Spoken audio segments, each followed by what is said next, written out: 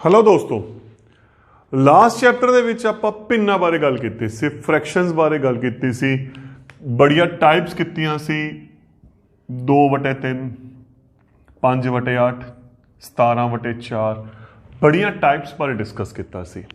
ਅੱਜ ਆਪਾਂ next topic ਦਸ਼ਮਲਵ ਦੀ ਗੱਲ ਕਰਦੇ ਹਾਂ। ਬੇਸਿਕਲੀ ਜੋ ਇਹ ਮਤਲਬ ਹੈ ਨਾ, ਇਹਦਾ ਨਾਮ ਹੈ ਨਾ, ਇਹਦਾ ਨਾਮ ਹੈਗਾ ਦਸ਼ਮਲਵ ਭਿੰਨ। ਅਗਰ ਇਹਨੂੰ ਆਪਾਂ ਐਕਚੁਅਲ ਗੱਲ ਕਰੀਏ ਤਾਂ ਇਸ ਨੂੰ ਦਸ਼ਮਲਵ ਭਿੰਨ ਜਾਂ ਡੈਸੀਮਲ ਫ੍ਰੈਕਸ਼ਨਸ ਬੋਲਦੇ ਆ। ਅਗਰ ਆਪਾਂ ਇਸ ਤੇ ਗੱਲ ਕਰੀਏ ਡੈਸੀਮਲ ਫ੍ਰੈਕਸ਼ਨਸ ਬੋਲਦੇ ਆ।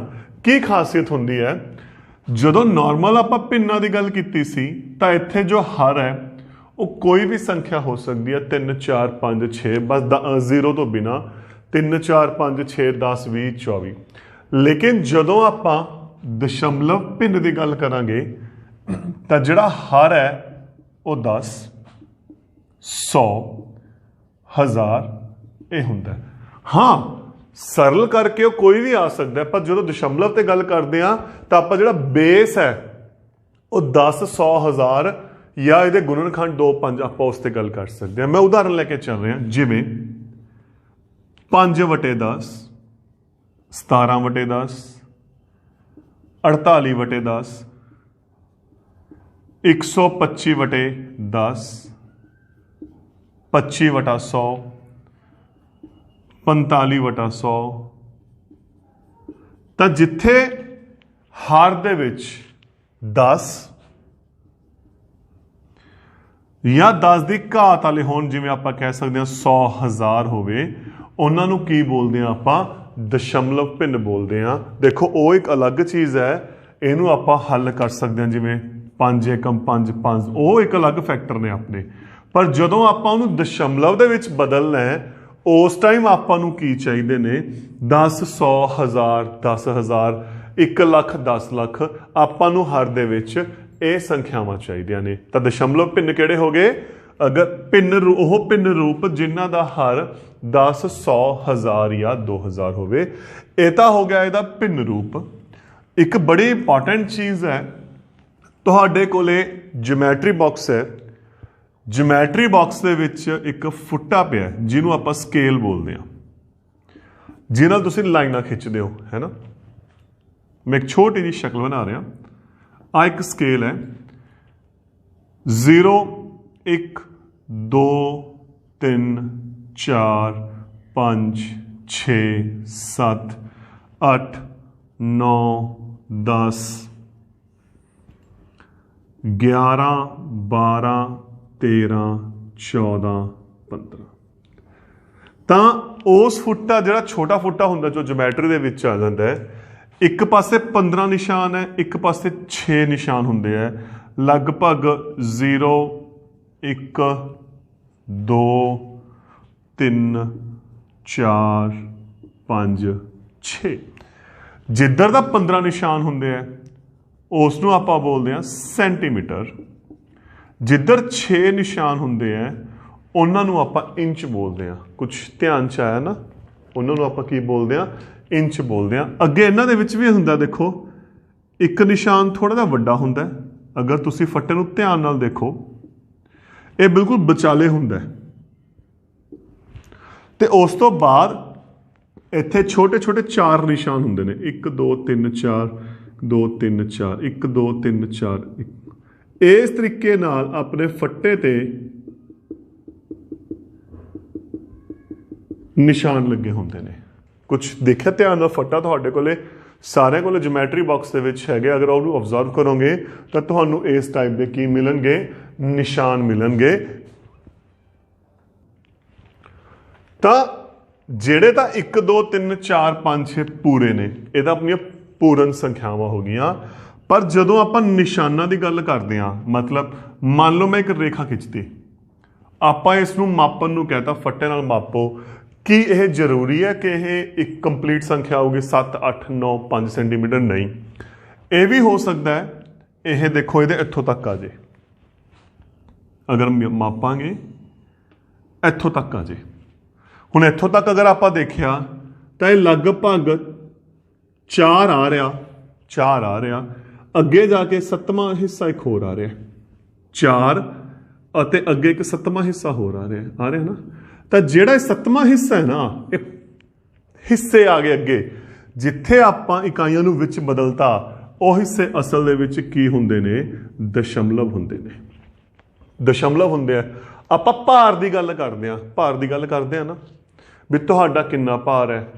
20 ਕਿਲੋ, 25 ਕਿਲੋ, 26 ਕਿਲੋ, ਜਾਂ 25.5 ਵੀ ਹੋ ਸਕਦਾ ਹੈ, 26.5 ਵੀ ਹੋ ਸਕਦਾ ਹੈ, 28.5 ਵੀ ਹੋ ਸਕਦਾ ਹੈ, 29.300 ਗ੍ਰਾਮ ਵੀ ਹੋ ਸਕਦਾ ਹੈ। ਆਪਾਂ ਦੇਖਦੇ ਹਾਂ ਆਪਣੀ ਜ਼ਿੰਦਗੀ 'ਚ ਇਹ ਸ਼ਬਦ ਨੇ। ਤਾਂ ਇਹਨਾਂ ਜਗ੍ਹਾ ਤੇ ਇਹਨਾਂ ਸ਼ਬਦਾਂ ਦੇ ਵਿੱਚ ਆਪਾਂ ਦਸ਼ਮਲਵ ਦੀ ਵਰਤੋਂ ਕਰਦੇ ਹਾਂ। ਹੁਣ ਦਸ਼ਮਲਵ ਨੂੰ ਕਿਵੇਂ ਲਿਖਿਆਵਾਂਗੇ? ਸਭ ਤੋਂ ਇੰਪੋਰਟੈਂਟ ਚੀਜ਼, ਦਸ਼ਮਲਵ ਲਿਖਦੇ ਕਿਵੇਂ ਹੈ? ਸਭ ਤੋਂ ਪਹਿਲਾਂ ਆਪਾਂ ਗੱਲ ਕਰਦੇ ਹਾਂ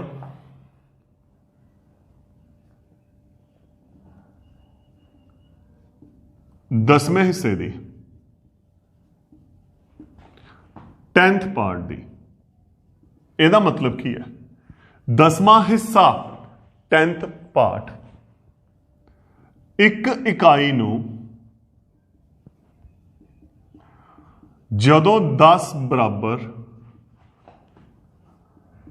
ਹਿੱਸਿਆਂ ਵਿੱਚ ਵੰਡਿਆ ਜਾਂਦਾ ਹੈ, ਉਦਾਹਰਨ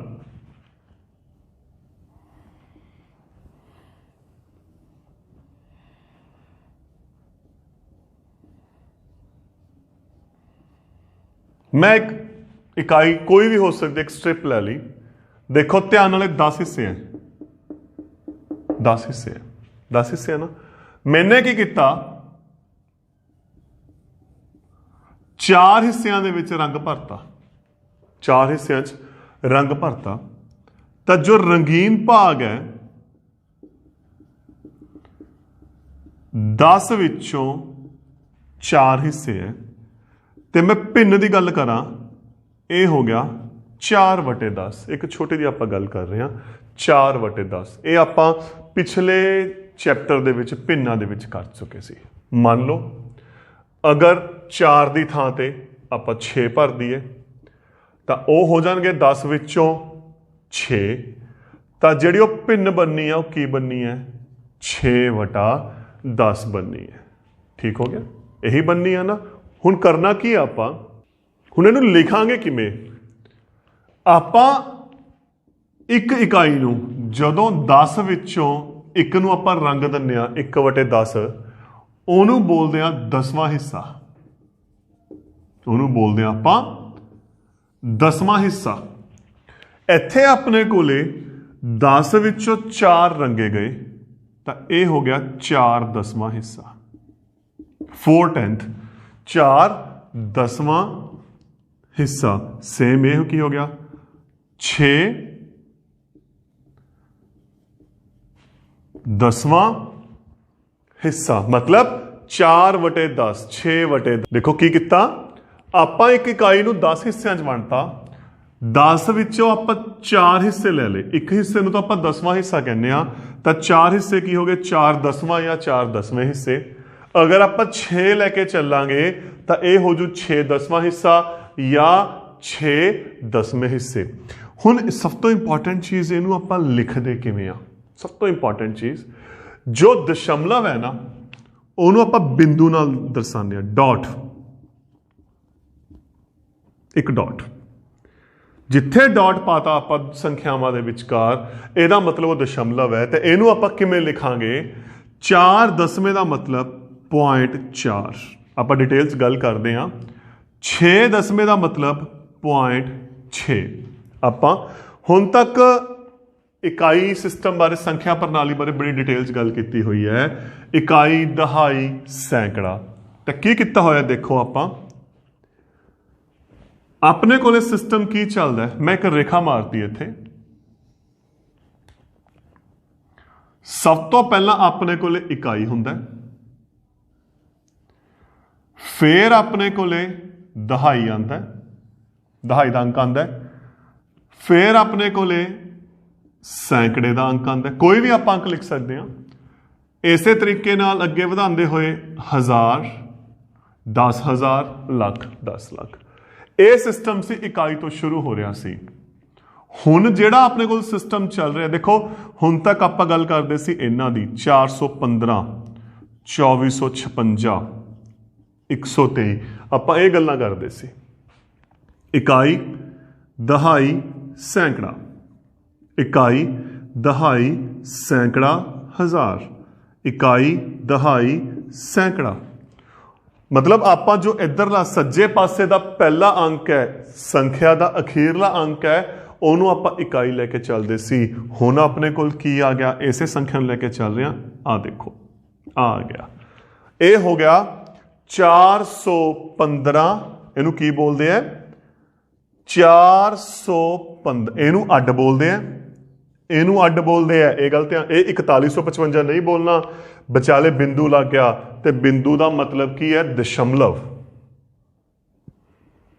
ਜਿਹੜਾ ਬਿੰਦੂ ਲੱਗਿਆ ਵਿਚਾਲੇ, ਇਹਦਾ ਮਤਲਬ ਕੀ ਹੈ? ਦਸ਼ਮਲਵ। ਤਾਂ ਇਹਨੂੰ ਕੀ ਬੋਲਾਂਗੇ? ਪਹਿਲਾਂ ਦਸ਼ਮਲਵ ਤੋਂ ਪਹਿਲਾਂ ਵਾਲਾ ਦਸ਼ਮਲਵ ਬੋਲ ਕੇ 5। 415.5 ਜਾਂ ਕਈ ਇਹਨੂੰ ਪੁਆਇੰਟ ਸ਼ਬਦ ਇੰਗਲਿਸ਼ ਵਾਲੇ ਨੂੰ ਪੰਜਾਬੀ ਚ ਵੀ ਬੋਲ ਦਿੰਦੇ ਆ 0.5, ਤਾਂ ਵੀ ਕੋਈ ਦਿੱਕਤ ਨਹੀਂ ਹੈਗੀ। ਅਸਲ ਸ਼ਬਦ ਕੀ ਹੈ? ਦਸ਼ਮਲਵ ਹੈ। 415.5। ਇਦੋਂ ਪਹਿਲਾਂ ਇਕਾਈਆਂ ਐਂ ਚੱਲਦੀਆਂ ਸੀ। ਹੁਣ ਆਪਾਂ ਇੱਧਰਲੇ ਹਿੱਸੇ ਸ਼ੁਰੂ ਕਰ ਰਹੇ ਹਾਂ। ਇੱਥੇ ਇਹ ਹੁੰਦਾ 10ਵਾਂ ਹਿੱਸਾ। ਇਹ ਕਿਹੜਾ ਹਿੱਸਾ ਹੋ ਗਿਆ? 10ਵਾਂ।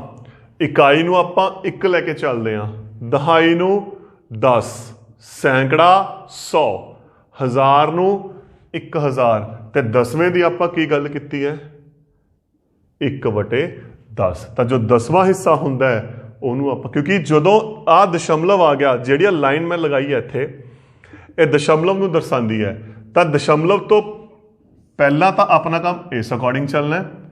ਹੁਣ ਆਪਾਂ ਜਿਹੜੀ ਗੱਲ ਕਰਨੀ ਹੈ ਇਸ ਤੋਂ ਬਾਅਦ ਕਰਨੀ ਹੈ 10ਵਾਂ। ਜਦੋਂ ਆਪਾਂ ਅਗਲੇ ਪਾਰਟ 'ਚ ਗੱਲ ਕਰਾਂਗੇ, ਮੈਂ ਇੱਕ ਥੋੜੀ ਸੰਖਿਆ ਹੀ ਵਧਾ ਰਿਹਾ, ਇੱਥੇ ਬਣ ਜੂਗਾ 100ਵਾਂ ਹਿੱਸਾ 1/100। ਤਾਂ ਆਪਾਂ ਜੋ ਹਾਲੇ ਫਿਲਹਾਲ ਗੱਲ ਕਰ ਰਹੇ ਹਾਂ, ਆਪਾਂ ਜੋ ਗੱਲ ਕਰ ਰਹੇ ਹਾਂ ਉਹ 10ਵੇਂ ਹਿੱਸੇ ਦੀ ਗੱਲ ਕਰ ਰਹੇ ਹਾਂ। ਤਾਂ ਦੇਖੋ, ਜਦੋਂ ਆਪਾਂ ਸੰਖਿਆਵਾਂ ਨੂੰ ਲਿਖਣਾ ਹੈ ਤਾਂ ਸਭ ਤੋਂ ਪਹਿਲਾਂ ਲਿਖਣਾ ਕਿਵੇਂ ਆ ਉਹ ਗੱਲ ਕਰਦੇ ਹਾਂ ਕਿ ਸੰਖਿਆਵਾਂ ਕਿਵੇਂ ਕਿਵੇਂ ਲਿਖਣਾ ਹੈ। ਪਹਿਲੀ example 34.8, number 2 6.9, number 3 7.8, number 4 58.4, number 5 312.6।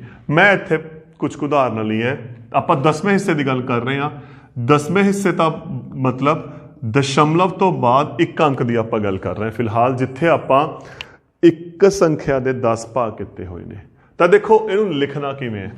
ਅਗਰ ਆਪਾਂ ਗੱਲ ਕਰੀਏ, ਆ ਜਿਹੜੀ ਲਾਈਨ ਹੈ, ਇੱਕ ਲਾਈਨ ਮਾਰਤੀ ਵਿੱਚ ਮੈਂ, ਇਹ ਲਾਈਨ ਆਪਣੀ ਦਸ਼ਮਲਵ ਨੂੰ ਦਰਸਾਉਂਦੀ ਹੈ। ਦਸ਼ਮਲਵ, ਉਸ ਤੋਂ ਬਾਅਦ ਇਕਾਈ, ਦਹਾਈ, ਸੈਂਕੜਾ,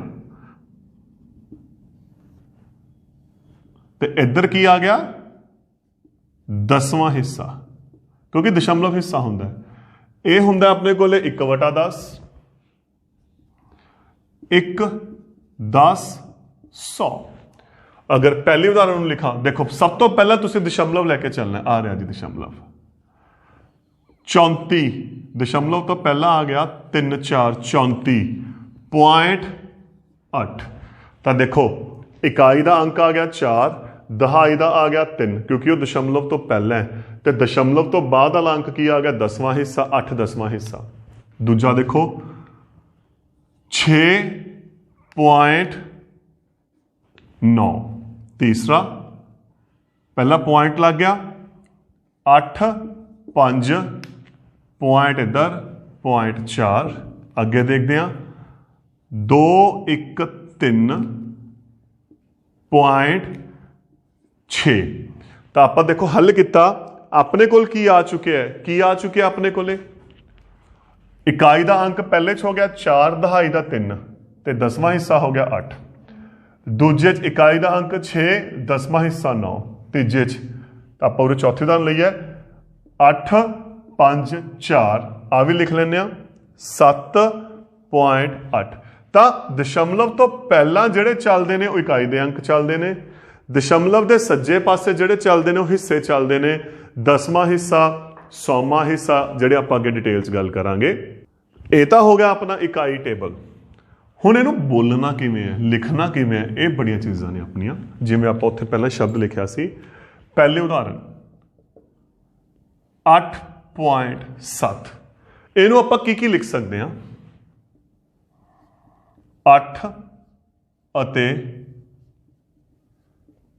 7 ਦਸਵੇਂ, ਜਾਂ ਤਾਂ ਆਪਾਂ ਇਹ ਲਿਖ ਸਕਦੇ ਹਾਂ ਜਾਂ 8.7 ਲਿਖ ਸਕਦੇ ਹਾਂ।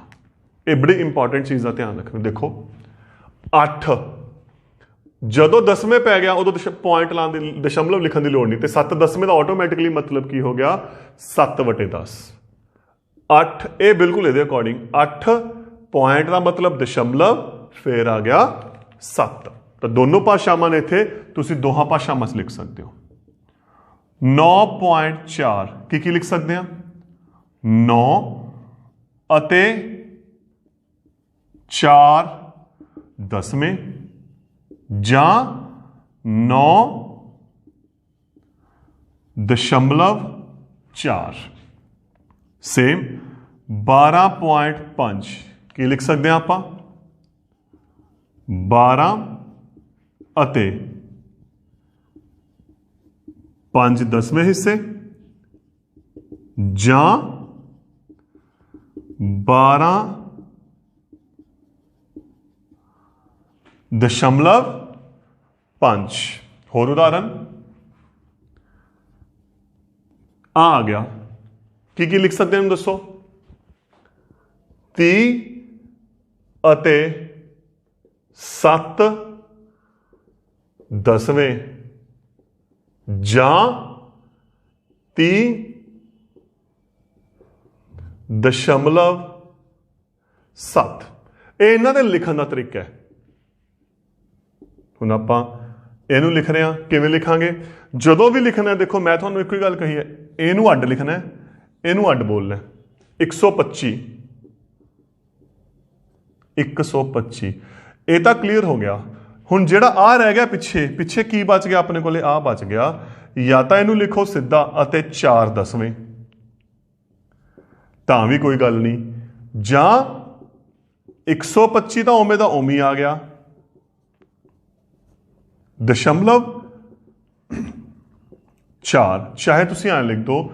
ਤਾਂ ਇਹ ਤੁਹਾਡੇ ਤੇ ਹੈ, ਤੁਸੀਂ ਇਹਨੂੰ ਕਿਵੇਂ ਲਿਖ ਸਕਦੇ ਹੋ ਜਾਂ ਬੋਲ ਸਕਦੇ ਹੋ, ਇਹ ਤੁਹਾਡੇ ਬੋਲਣ ਤੇ ਹੈ।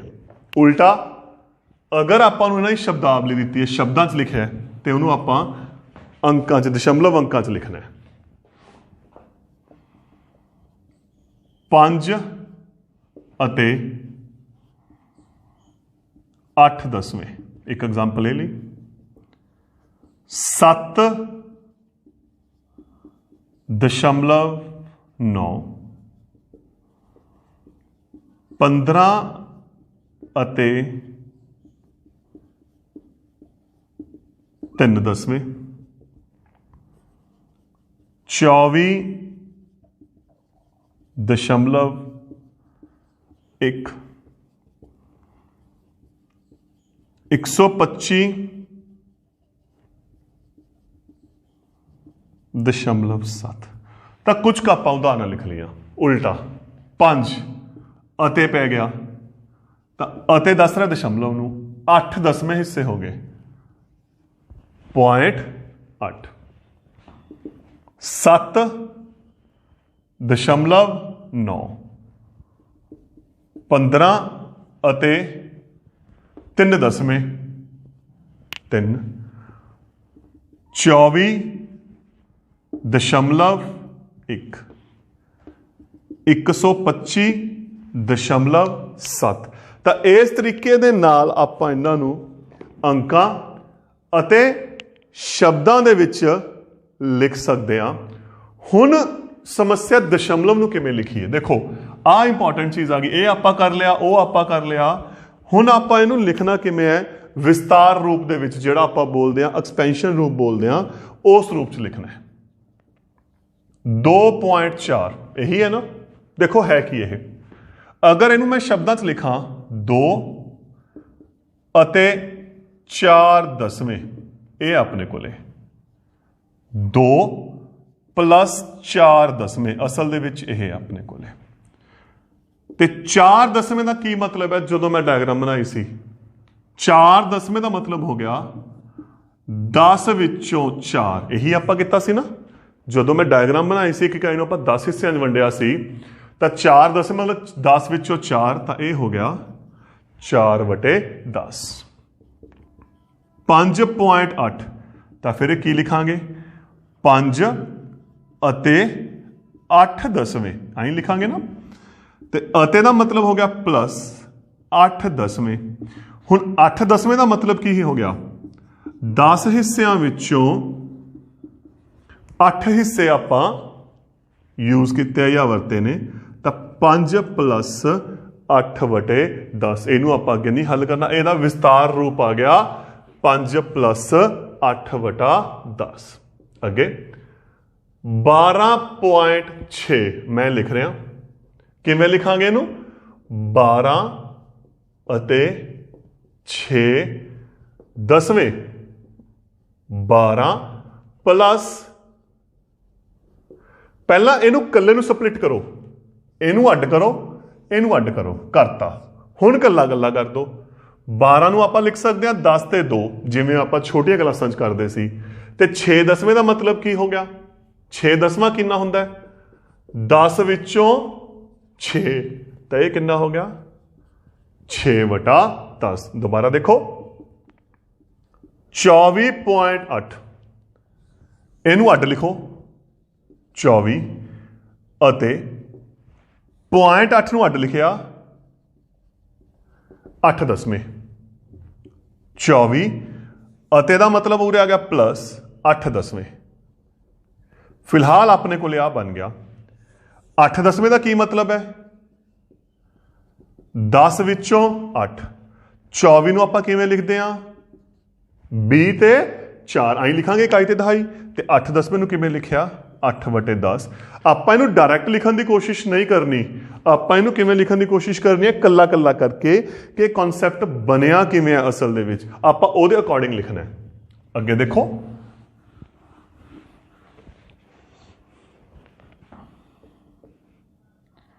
.3 ਕੀ ਲਿਖਾਂਗੇ ਫਿਰ ਆਪਾਂ 50 ਅਤੇ 3 ਦਸਵੇਂ 50 ਉਵੇਂ ਦਾ ਉਵੇਂ ਹੁਣ 3 ਦਸਵੇਂ ਦਾ ਕੀ ਮਤਲਬ ਹੋ ਗਿਆ 10 ਵਿੱਚੋਂ 3 3/10 128.6 128 ਅਤੇ 6 ਦਸਵੇਂ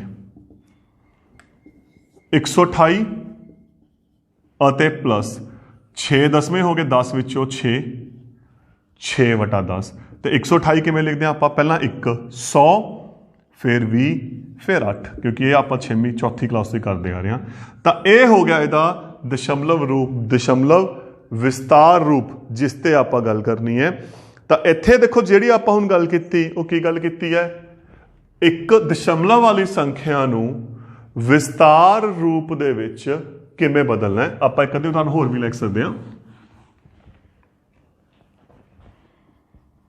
205.8 ਕਿਵੇਂ ਲਿਖਾਂਗੇ ਦੱਸੋ 205 ਅਤੇ ਇਹਨੂੰ ਅੱਡ ਕਰਤਾ ਇਹਨੂੰ ਅੱਡ ਕਰਤਾ 8 ਦਸਵੇਂ 205 ਕਿਵੇਂ ਲਿਖਿਆ ਜਾਊ ਪਹਿਲਾਂ 2 ਦੇ ਹਿਸਾਬ ਨਾਲ 200 0 ਲੋੜ ਨਹੀਂ ਅਤੇ 5 8 ਦਸਵੇਂ ਦਾ ਮਤਲਬ 8/10 ਇੱਕ ਐਗਜ਼ਾਮਪਲ ਹੋਰ ਲੈ ਲੈਂਦੇ ਹਾਂ 190.6 190 ਅੱਡ ਅਤੇ 6 ਦਸਵੇਂ 190 ਹੋ ਗਿਆ 100 ਤੇ 90 ਠੀਕ ਅਤੇ ਹੋ ਗਿਆ ਪਲੱਸ 6 ਦਸਵੇਂ ਹੋ ਗਿਆ 10 ਵਿੱਚੋਂ 6 6/10 ਇਹ ਹੋ ਗਿਆ ਇਸ ਦਾ ਵਿਸਤਾਰ ਰੂਪ ਦੇਖੋ ਕੋਸ਼ਿਸ਼ ਕੀ ਆਪਾਂ ਡਾਇਰੈਕਟ ਨਹੀਂ ਕਰਨਾ ਆਪਾਂ ਇਹਨੂੰ ਤੋੜਿਆ ਪਹਿਲਾਂ ਕੱਲਾ ਕੱਲਾ ਕੀਤਾ उस तो बाद उन्होंने लिखा, फिर आप बदलिया। तो तुसी भी यही कोशिश करनी है कि इनू पहला कला कला करो।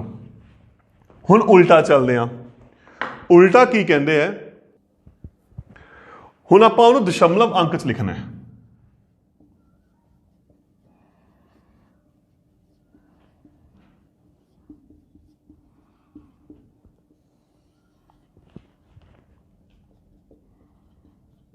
पांच बटे 10 आप गल की सी स्टार्टिंग 0.8, देखो उल्टा चला रहे हैं, 0.8 8 दसवें 8 बटा 10, यदा मतलब 0.8 8 बटा 10 हो गया। इधर चले सी तो फिर 8 बटा 10 की हो गया 0.8, क्योंकि ये हो गए 5 दसवें हिस्से, तो फिर ये कितना हो गया 0.5। 3 बटा 10 3 दसवें हिस्से कितना हो गया 0.3। 4 बटा 10 4 दसवें हिस्से 0.4। किताबां च की हो सकता है कई बारी इन्हां दी जगह ते उस 0.5 भी लिख सकते हैं, क्योंकि दशमलव तो पहला अगर 0 लिख दांगे उहदे नाल कोई फर्क नहीं पैंदा।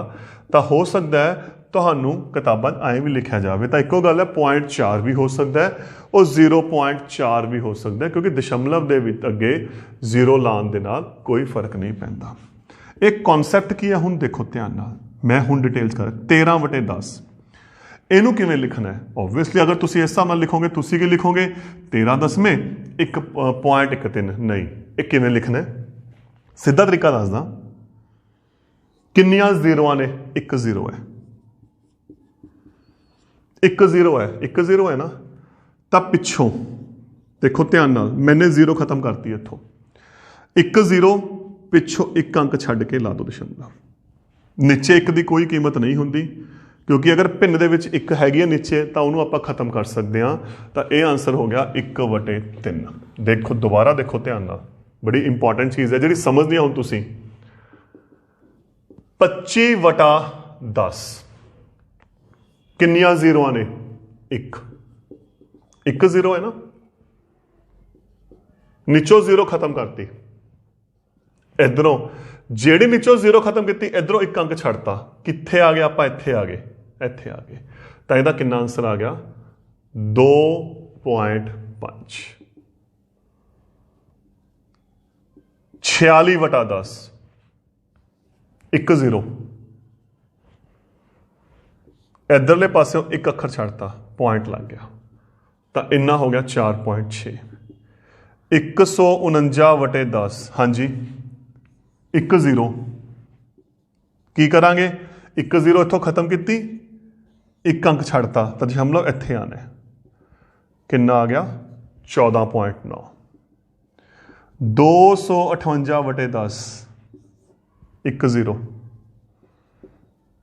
देखो आही करांगे ना, मैं डायरैक्ट लिख रहा, पिछों एक छड्डता, तो ये आ गया 25.8। ठीक होया, की किता एक जीरो, तो पिछों आपां एक अंक छड्डता। सेम एक दो एग्जाम्पल होर देख लैंदे आ। 429 बटा 10 एक जीरो, पिछों एक अंक छड्डिया 42 बटा 9 42.9। 1345 बटा 10 सीधा सिस्टम, हुण एक जीरो पिछों एक अंक छड्डता, पॉइंट इत्थे, लास्ट 2 4 6 9, पिछों एक जीरो छड्डी, पॉइंट इत्थे लग गया। तो यह सी अपना दशमलव दे 10वें हिस्से की गल, जिस ते आपां थोड़ी जी गल की है, चर्चा की है। अगले पार्ट च आपां अगले टॉपिक्स से गल करांगे। Thank you.